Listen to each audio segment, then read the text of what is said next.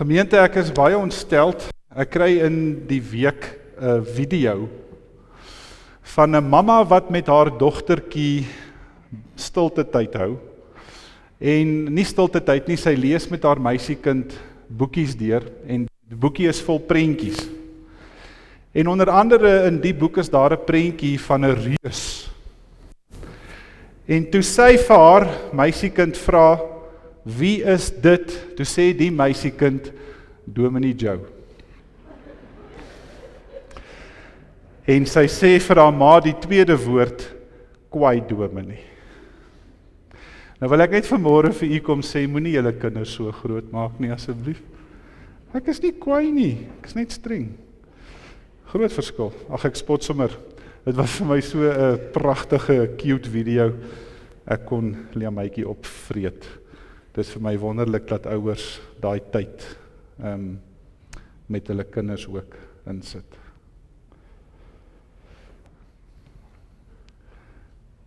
Vriende, u kan saam met my die Bybel oopmaak. Heel laaste hoofstuk van die Bybel, Openbaring, hoofstuk 22.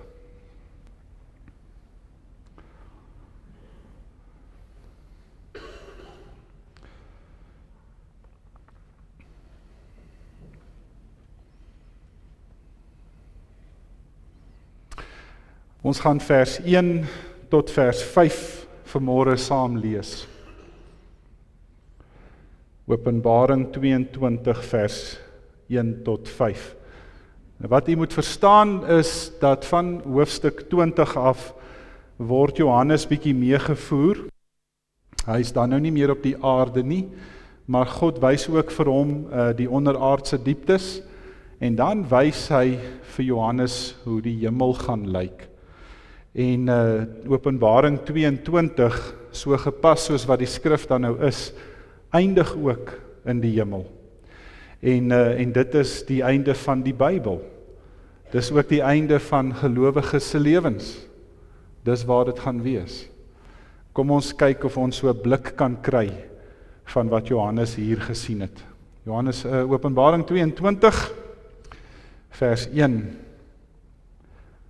Toe het die engel my die rivier met die water van die lewe gewys. Dit is helder soos kristal, en dit stroom uit die troon van God en van die Lam uit. Tussen die hoofstraat van die stad aan die een kant, en die rivier aan die ander kant, staan die boom van die lewe. Hy dra 12 keer per jaar vrugte. Elke maand lewer hy sy vrugte. Die blare van die boom bring genesing vir die nasies. Daar sal niks meer wees wat deur God vervloek is nie. Die troon van God en van die Lam sal in die stad wees en sy dienaars sal hom dien. Hulle sal hom sien en sy naam sal op hulle voorkoppe wees. Daar sal nie meer nag wees nie. Die mense het nie die lig van 'n lamp en die lig van die son nodig nie, omdat die Here God hulle sal verlig. En hulle sal tot in alle ewigheid regeer. Ons lees vanmôre so ver. Kom ons staan en dan bid ons saam.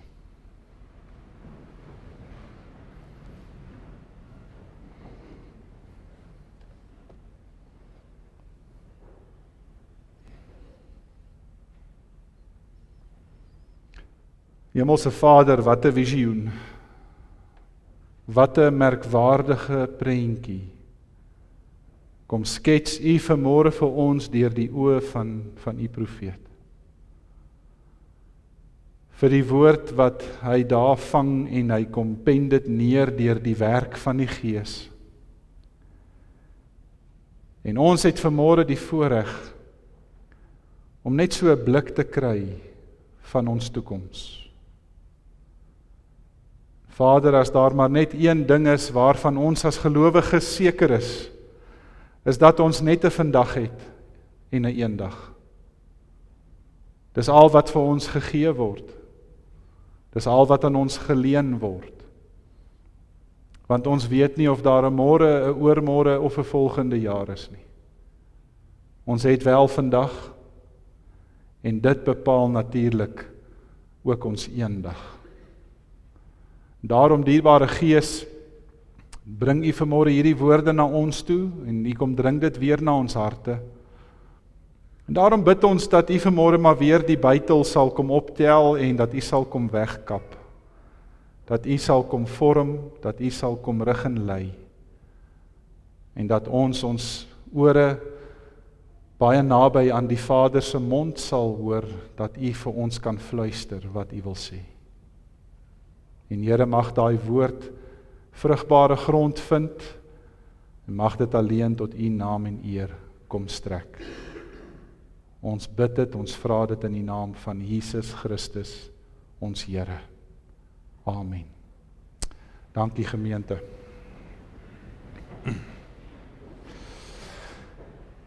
Vriende, dit is in die middel van die 21ste eeu, dis 'n futuristiese Amerika, en daar is 'n man met die naam Guy Montag.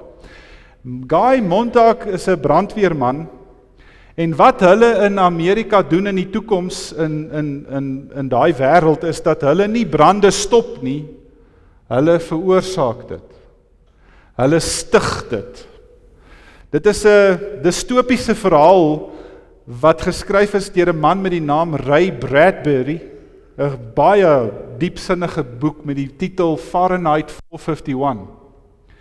En hy skets die prentjie van 'n ouetjie met die naam Guy Montag, hy's 'n brandweerman, en wat hierdie ouens doen is, in die toekomstige Amerika, brand hulle huise af waarin daar boeke is. Enige vorm van boeke. En die rede vir die afbranding van hierdie boeke, is 'n baie distopiese verhaal, is daar twee redes. Die eerste rede is dat niemand in die toekoms meer boeke lees nie. Dit maak seker sin. Almal het nou ook skerms op hulle mure, waarop hulle TV kyk, so groot soos die muur. En as jy dit nou wil maak in die toekomstige Amerika, dan het jy 'n TV op al 4 jou mure in jou sitkamer. En jy kan op al 4 jou mure verskillende kanale kyk, dan het jy dit nou gemaak. Mense luister regtig ook nie meer radio nie, hoewel daar nog radiostasies is, maar die mense is maar ingeskakel op hulle TV's. Maar die tweede rede hoekom die brandweer mense se huise afbrand, is dalk die dieper sinnige rede hoekom dit gebeur. En dit is omdat daar 'n klein groepie mense was, 'n minority, wat aanstoot geneem het oor die verskillende gedagtes of wêreldbeelde of tekens of tendense wat jy in boeke gekry het. Goed waarmee hulle nie tevrede was nie. Die minorities het gekla en gekerm en gesê, ons kan nie hierdie goed toelaat in mense se huise nie, want dit bring verdeeldheid. En daarom het hulle 'n nuwe wet geskryf, dat alle mense gelyk is, dat niemand mekaar se idees mag bevraagteken of aanvat of kompeteer teen mekaar nie, en daarom het alle skrywers ook opgehou boeke skryf. So wat hierdie brandweermanne doen in hierdie verhaal is, hulle gaan in die stad waar hulle bly, en as hulle by 'n huis kom waar daar boeke is, dan verbrand hulle daai huis met al die boeke daarin. En die hoof van Guy Montag, 'n vroutjie met die naam Beauty, sê eendag vir Montag, dis die wêreld waarin ons wil leef. Ons wil hê almal moet gelyk wees. Daar mag niemand van mekaar verskil nie. As jy gedink het jy het 'n gedagte of 'n opinie of selfs 'n teologie oor iets en dit strook nie met die minority groepe nie, dan mag jy dit nie uitspreek nie. Nogal diepsinnig. En die boek se titel Fahrenheit 451 is presies die grade waarop boeke brand. 233 grade Celsius of dan nou 451 Fahrenheit. En wat in hierdie boek gebeur is, Guy Montag kom agter dat die mense van sy stad, wat nie meer boeke gelees het nie, hoewel hulle vrede gehad het met mekaar, was hulle geestelik leeg. Daar was nie meer eie denke nie. Daar was nie meer selfstandige formasies van mense se koppe en kennis en rasionaliteit nie. Almal het nou maar gedoen wat die res doen. En eendag toe kom daar 'n alarm op hulle kameras en sê daar's 'n vroutjie in die stad wat 'n massiewe biblioteek in haar huis het. En Guy reageer toe op hierdie vrou se alarm en hy jaag na hierdie huis toe. Maar toe hulle by hierdie huis kom, toe kry hulle nie die vrou uit haar huis uit nie. Sy het geweier om afstand te doen van haar boeke. Sy het vir hulle geskree, as julle my boeke wil brand, moet julle my saam met die boeke brand. En Guy was so gefascineerd oor hierdie vrou, dat sy so vashou aan hierdie boeke wat sy het, dat dit hom naderhand begin interesseer het, en vir 2-3 ure spook hulle om hierdie vrou net uit die huis te kry, totdat sy naderhand parafien vat, en sy gooi dit toe self oor haar boeke en op haar, en sy vat 'n vuurhoutjie en sy steek haarself aan die brand.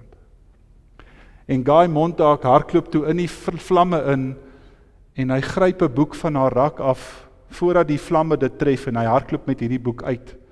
En hy gaan na 'n professor toe, professor Farrer. En hy gaan vra vir die professor, wat is die vrou se rede gewees? Hoekom sou sy nie van haar boeke wou ontslaa raak nie? En die boek wat hy toe vir professor Farrer gee, erken hy toe as 'n Bybel. En hy sê vir Guy Montag, jy verstaan nie wat se boek jy nou hier na my toe gebring het nie.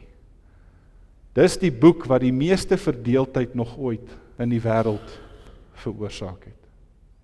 Dis die boek waaroor die meeste mense so ongelukkig geraak het. Dis die boek wat die rede was vir 'n nuwe konstitusie. Dis die boek wat veroorsaak het dat mense nie meer wil skryf nie, dat mense nie meer opinies wil hê nie, want hierdie boek verdeel in sy diepste wese mense. Maar hy vertel toe vir Guy Montag oor die belangrikheid van die Bybel, hoewel prof Farrer nie self 'n gelowige was nie. En hy sê vir hom, daar's 'n karakter in hierdie Bybel met die naam Jesus. En Jesus word geprent as die seun van God wat aarde toe gekom het om vir die wêreld se sondes te kom sterf, sodat daar weer vrede herstel kan word tussen ons en God, en sodat ek en jy deur Christus die hemelse prys kan behaal as 'n oorwinning. En Guy is so gefascineer met hierdie prof se verhaal oor die Bybel, dat hy net daar en dan besluit het om die Bybel te gaan lees. En hy gaan huis toe en hy begin by Jesus se bergpredikasie, en hy lees Prediker, en hy lees Job, en hy lees ander boeke, maar sy vrou Matilda het hom eendag gevang, waar hy besig was om te lees, en sy gaan gee hom toe aan by die autoritaire mense, en daar vlug Guy vir sy lewe met die Bybel onder sy arm. En gelukkig toe kon hy van hulle af wegkom, want hy het van 'n kraans afgespring in 'n rivier in, en die rivier het hom weggevat van die gevaar af. En toe hy op die land kom, toe staan 'n ou treinspoor wat al toegegroei was onder bome en gras, en hy volg toe nou hierdie treinspoor. En daar waar die treinspoor toe eindig, kom hy toe by 'n klein minêre groepie mense wat buite die stad woon. Hulle noem hulle self boekmense. En hierdie boekmense noem hulle self bums on the outside, libraries on the inside. Hoor net weer mooi die woorde. Hulle is bums on the outside, boemelaars buite, maar hulle is biblioteke binne. En hierdie mense is duisende mense waarvan die magte nie geweet het nie, en hierdie mense het boeke verslind vir 'n lewe. Hulle het dit gelees, hulle het dit opgeswat, hulle het dit gememoriseer.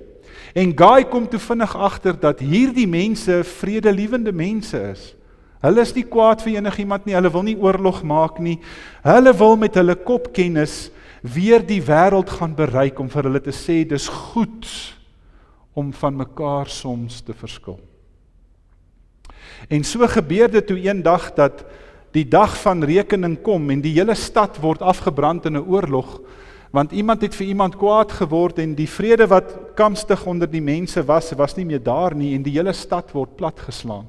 En hierdie minêre groepe wat buite die stad geleef het kans gekry om in te beweeg in die stad in, en daar het hulle weer die mense wat oorgebly het gehelp, en so het hulle weer die kennis wat hulle gekry het teruggebring na die samelewing toe. Maar gemeente, wat hierdie boek vir my ongelooflik van fascineer het, is die manier hoe die boek eindig.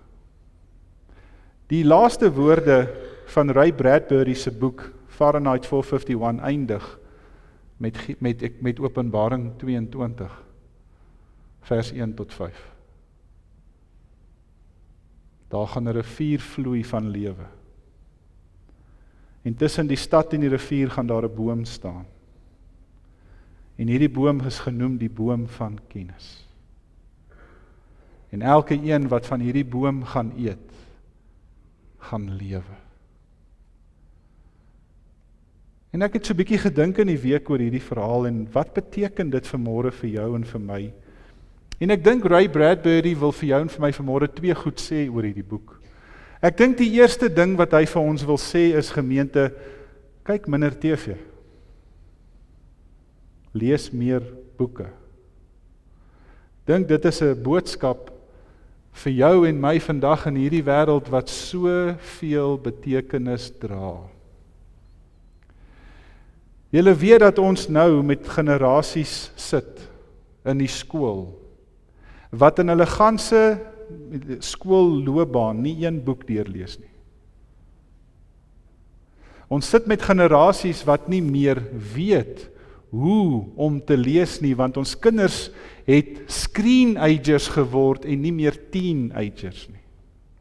Dis 'n baie diep en diepsinnige boodskap vir ons vandag, want weet julle, as jy 'n boek kan lees en jy kan verstaan wat daai boek sê, dan sluit jy nuwe wêrelde vir jouself oop. Dis die een boodskap wat ek dink Guy Bradbury vir ons wil gee.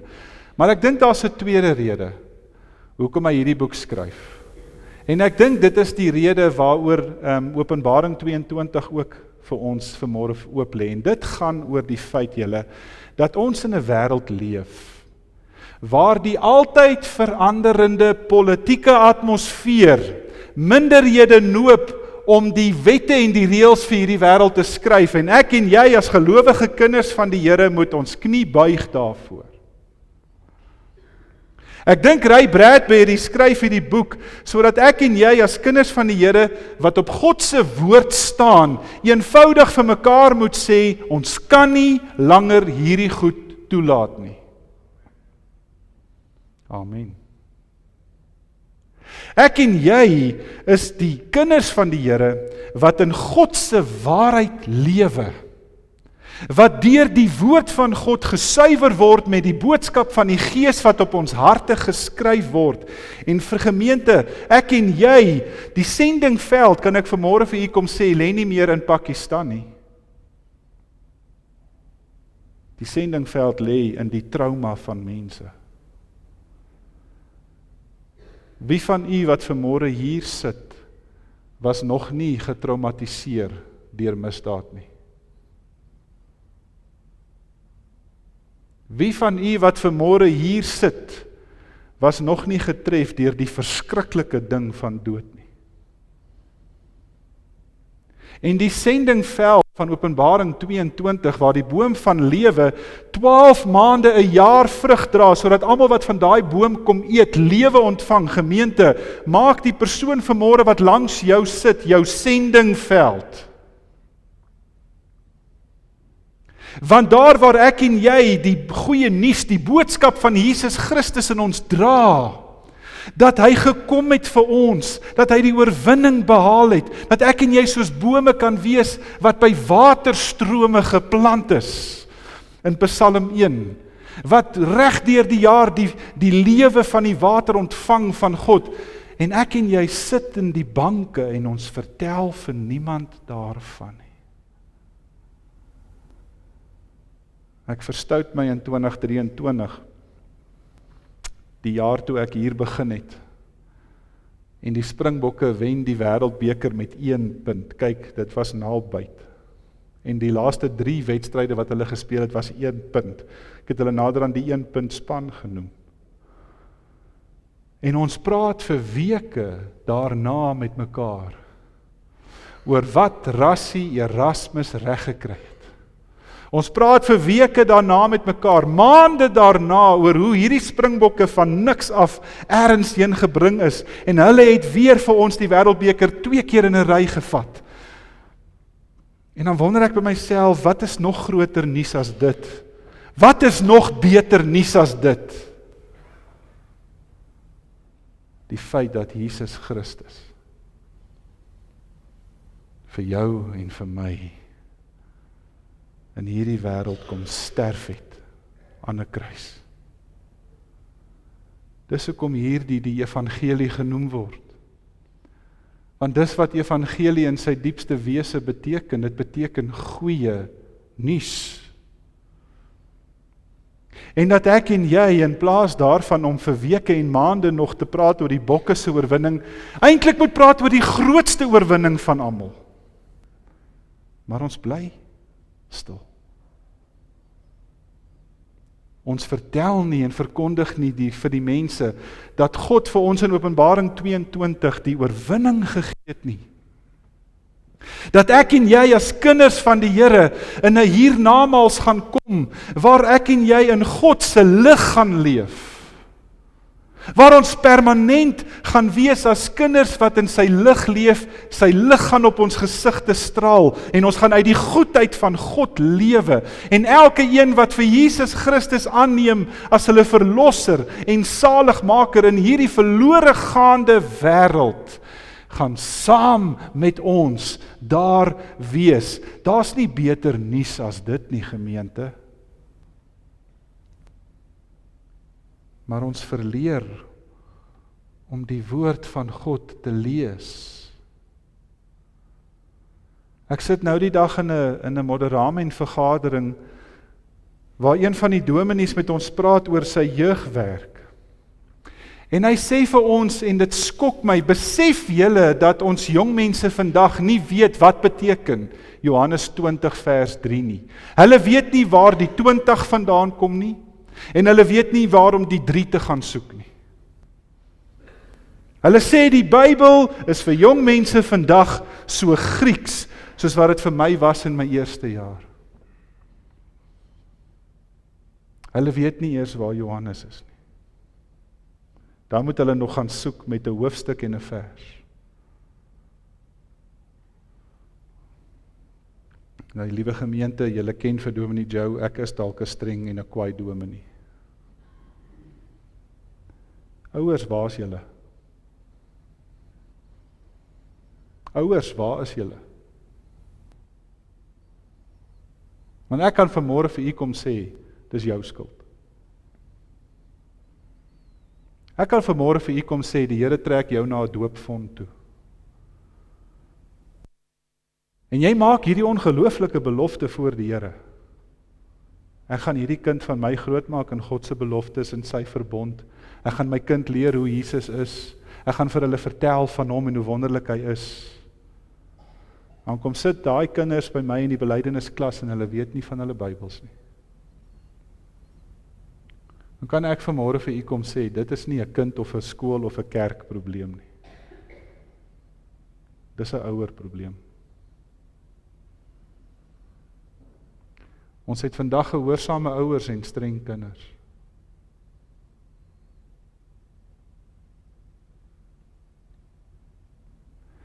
En ons sit in Openbaring 22 met die wonderlikste nuus van almal, dat al wat die Here van jou en my vra, al wat hy van ons begeer, is dat daar waar die mens begin het in Genesis 3 by die tuin, waar Adam en Eva nie die voorreg gehad het om van daai boom te eet nie, kom God en hy herstel weer die prentjie, want van Genesis 3 af kom die sonde in die wêreld in en almal van ons is onder dit ingedompel.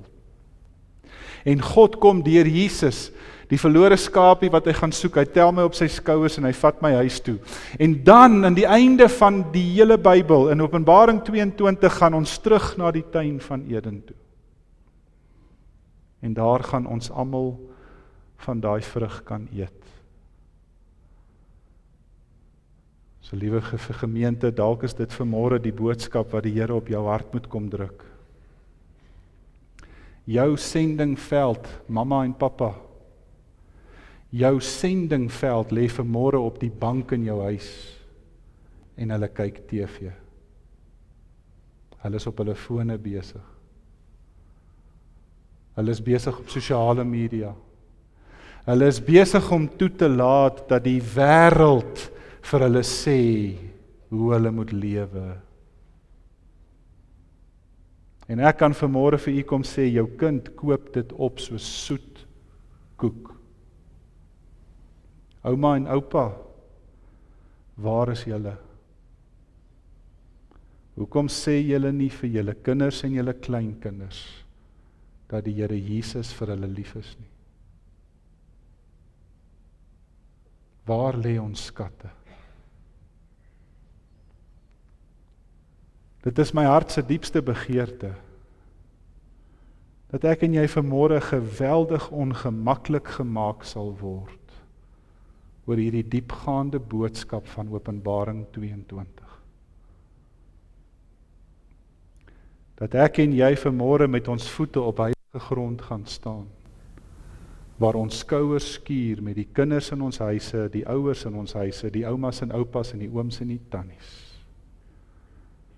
Want mense weet nie meer hoe die liefde van Christus lyk nie.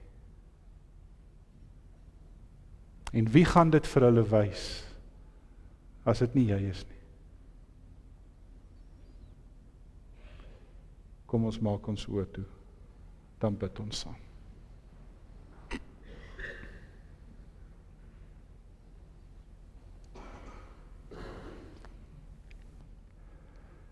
Hemelse Vader, U sê vir ons in hierdie gedeelte dat die blare van hierdie boom genesing bring vir die nasies. U sê vir ons dat hierdie boom 12 maande 'n jaar vrug dra en ons gaan elke dag nuwe vrug van hom kan pluk en uit hom kan eet. En U sê vir ons dat U die lig is wat al die ruimtes en spasies van die hemel gaan verlig. En ons gaan in U teenwoordigheid leef. O Hemelse Vader, dis dan vanmôre die gebed van 'n armsalige sondige mens op 'n preekstoel. Dat U ons na U toe sal trek. Dat U vir ons sal kom wys dat die oorwinning aan U behoort. En dat ek vanmôre aan daai oorwinning deel mag hê, omdat Jesus Christus my Here is. Help my dan om my geloof in U te kom verdiep, te kom verskerp.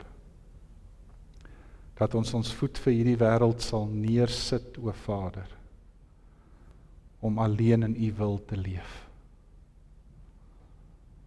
Ek vra en bid dit in Jesus se heilige naam.